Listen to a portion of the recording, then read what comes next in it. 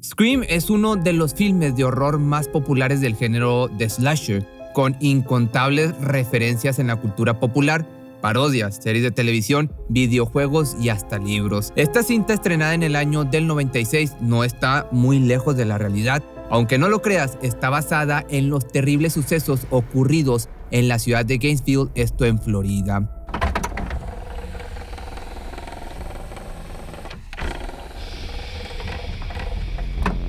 Te voy a contar la historia de Danny Rolling, mejor conocido como el Destripador de Gainesville. Él durante 3 noches le quitó la vida a 5 estudiantes de 2 universidades de Florida. Rolling tenía su ritual para acabar a sus víctimas. Comenzaba entrando a la casa de la mujer.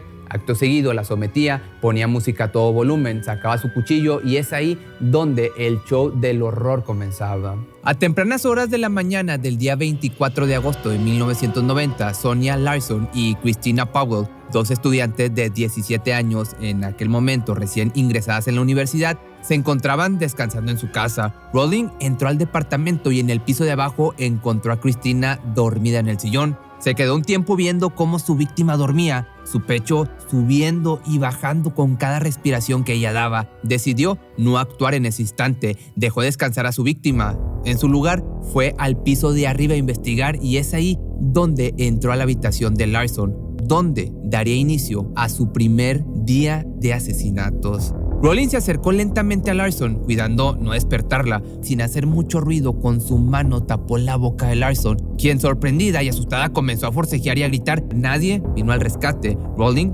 sacó su cuchillo, lo empuñó en el aire y, dejando caer su brazo con rapidez y con fuerza, apuñaló a Larson en el pecho, que sus gritos, aún ahogados, se volvieron completamente de terror. La apuñaló hasta quitarle la vida. Sonia Larson moriría tratando de defenderse. Excitado por este suceso tan atroz que había cometido, Danny salió del cuarto y bajó las escaleras para quitarle la vida a su segunda víctima, quien aún dormía profundamente en el sillón. Con Christina no actuaría tan rápido como lo hizo con Larson, no. Con ella se iba a divertir como un león persiguiendo a su presa. Rolling tomó un pedazo de cinta y tapó la boca de Christina. Entre gritos ahogados y forcejeos le amarró ambas manos atrás de la espalda. Ella, en lágrimas, escuchaba las amenazas de Danny, quien con el cuchillo le cortaba y le arrancaba la ropa. La volteó boca abajo y la obligó a tener intimidad. Christina Powell murió por las heridas causadas por 5 puñaladas en la espalda. Pero Danny, no creas que se detuvo ahí. Tomó el cuerpo de ambas mujeres y las colocó en una posición muy sugestiva para que la persona que las descubriera se llevara una desagradable sorpresa. Un día después, el 25 de agosto, Krista Hoyt, de 18 años, tuvo la mala suerte de ser visitada por este criminal. Entró a su departamento forzando la puerta de cristal que estaba en el balcón, detenido con un destornillador. Para su sorpresa, Krista no estaba en casa, pero él no quería un trabajo sencillo. No quería solamente robar la casa sin dejar su sello. Así que decidió esperar a que su próxima víctima llegara. Las manecillas del reloj marcaban las 11 de la mañana cuando Krista, lamentablemente, entró a su departamento y acto seguido fue sorprendida por Danny, cortándole la respiración hasta dejarla inconsciente. Acto seguido, con el mismo cuchillo con el que había cobrado la vida de Christina Powell, repitió el mismo procedimiento que el día anterior. Cortó su ropa y después se aprovechó de ella. Luego obligó a Krista a acostarse boca arriba en la cama y la apuñaló y le cortó la aorta, haciendo que se desangrara hasta morir. Tomó el cuerpo, lo puso boca arriba e hizo un corte recto desde el área pélvica hasta el pecho. Satisfecho de haber cobrado otra víctima, el hombre salió del departamento para dirigirse al campamento donde vivía, que se encontraba detrás de la Universidad de Florida. Pero una vez llegando ahí, Danny se percató de que no tenía su cartera. Preocupado de que tal vez la haya olvidado en el departamento, decidió regresar al lugar donde acaba de tomar una vida humana.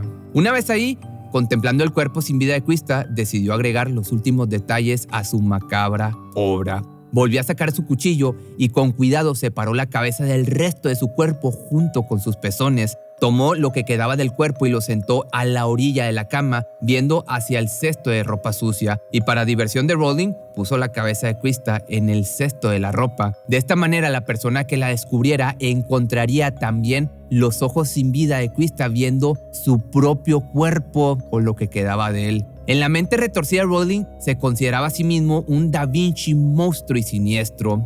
Para este punto, los horribles crímenes ganaron mucha atención, ocasionando la preocupación de los ciudadanos, pero principalmente de los estudiantes, haciendo que los mismos tomaran muchas precauciones, tales como cambiar constantemente sus rutinas diarias, dormir en grupos e inclusive cambiarse a otras escuelas. El lunes 27 de agosto, Rowling entró al departamento ahora de Tracy Pulse y Manny Tawada, ambos de 23 años. La primera víctima que encontró fue Tawada, quien tuvo una pelea con Rowling. Tracy escuchó el forcejeo y rápidamente fue al cuarto de su amigo, solo para entonces encontrarse con que Rowling le había quitado la vida a su compañera. Ella corrió de regreso a su cuarto, cerrando la puerta con seguro y usando un mueble como barrera. Como si de El Resplandor se tratara, Rowling destruyó la puerta y quitó el mueble. Siguiendo con su ritual, con cinta tapó la boca de Tracy, amarró sus manos, arrancó su ropa y lentamente le fue quitando la vida y dejando su característico sello. Posicionó de una manera horrible el cuerpo. Tawada sería la única víctima que no pasó a formar parte de esas esculturas humanas. Pero regresando al 25 de agosto, el día en que perdió la vida Krista, el policía Ray Barber respondió a un llamado de unos vecinos quejándose del volumen alto de la música. El policía se encontró con el encargado del edificio, quien le dijo que ninguno de los dueños del departamento se encontraban. Sin embargo, lo raro era que ahí se encontraba el carro de uno de ellos. La policía tumbó la puerta del departamento y al entrar se encontraron con los cuerpos de Christina Powell y Sonia Larson en la misma posición sugestiva en la que Rowling las había dejado. En la investigación policíaca se dio cuenta que Danny robaba partes del cuerpo de sus víctimas, se duchaba y ponía música a todo volumen.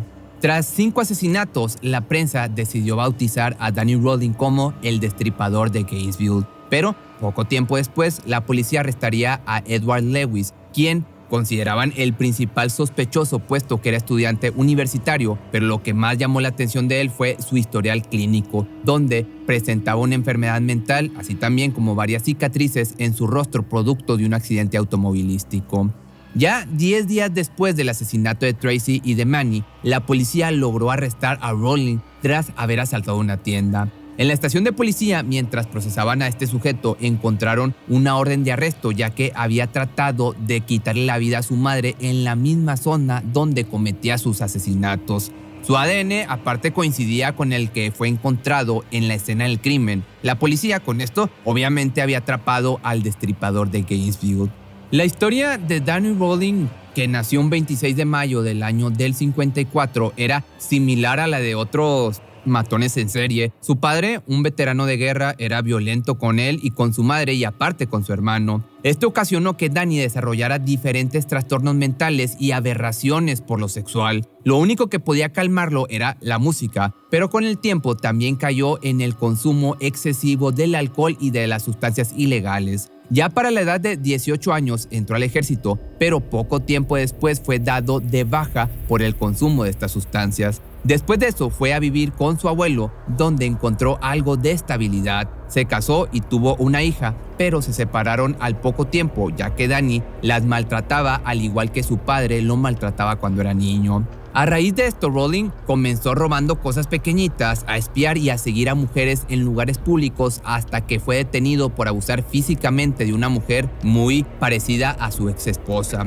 Su vida era un ciclo de entrar y salir de prisión, llegando al punto de cometer su primera masacre. El 15 de noviembre del año del 89 en Luisiana, entró a una casa donde le quitó la vida a una familia que se encontraba cenando. Las primeras 3 víctimas eran un padre de familia de 55 años, su hijo de 24 y su nieto de tan solo 8 añitos. Este crimen fue confesado por él tiempo después, ya que el policía Don Mains encontró similitudes con este asesinato y los cometidos en Florida. Danny también intentó quitarle la vida a su padre, pero este sobrevivió, solamente quedó ciego de un ojo y sordo de un oído. Cuando la policía allanó la casa de Rowling en Florida, encontró vello púbico de las víctimas, mucha sangre y también grabaciones de audio donde Rowling hablaba sobre los crímenes que había cometido.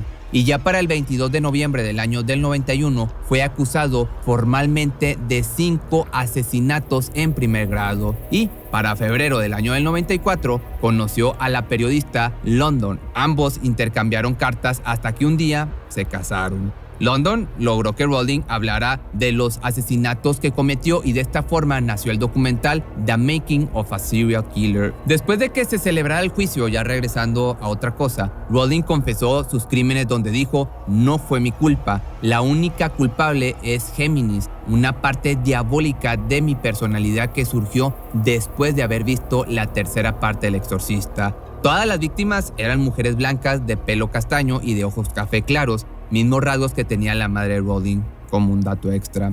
Ya durante el juicio trató de defenderse argumentando que había sido víctima de incontables maltratos por parte de su padre, pero el jurado, al ver las fotos de los cuerpos en partes, decidió que se encontraba en total control de sus facultades mentales y para el 16 de abril del año del 94 sería sentenciado a la inyección letal. Su ejecución fue hasta el 25 de octubre del año 2005, más de 10 años. Su última cena sería una langosta, camarones con papas al horno, un pay de queso con fresa y un té helado. Y a eso de las 6 de la tarde de ese mismo día se le aplicaría la inyección letal. El fiscal del estado de Gainesville dijo lo siguiente: con su ejecución se eliminará una sombra muy oscura, la de la cara del mal. Antes de morir miró fijamente a una de las madres de una de sus víctimas y cantó un pedazo de una canción religiosa que dice: nadie más grande que tú, Señor, nadie más grande que tú, que si la encuentro seguramente aquí te va a aparecer. Reached out to say I love you, but it was hard to say I couldn't touch you. So tell me, baby, what were my... Ya por último, ese mismo año, el del 94, un aspirante a guionista llamado Kevin Williamson se encontraba solo en casa viendo la televisión cuando vio en las noticias un reportaje donde hablaba sobre Rowling y los crímenes que cometió. Asustado, Kevin notó que cualquiera podría entrar por la ventana que tenía abierta en el cuarto y, así inspirado por la historia, escribiría la primera entrega de lo que sería la exitosa saga cinematográfica de Scream, que en lo personal es de las que más me gustan. Que por cierto, las similitudes entre Rowling y el personaje de Scream es el uso del mismo tipo de arma para eliminar a sus víctimas, el posicionar los cuerpos de manera sugestiva, pero la gran diferencia entre Ghostface y Rowling es que el primero tenía un motivo, mientras que el segundo solamente quería algo de fama. Rowling tenía 52 años cuando murió, fue autor de incontables asesinatos y crímenes. Poco antes de morir encontraron que tenía en su dominio una página web donde publicaba cuentos góticos de terror y donde también vendía el libro que hablaba sobre The Making of a Serial Killer, que quizás podía ser una buena idea narrarte un pedazo de esos cuentos que escribió este hombre, pero déjame tus comentarios aquí abajo y nos vemos el día de mañana o el lunes en uno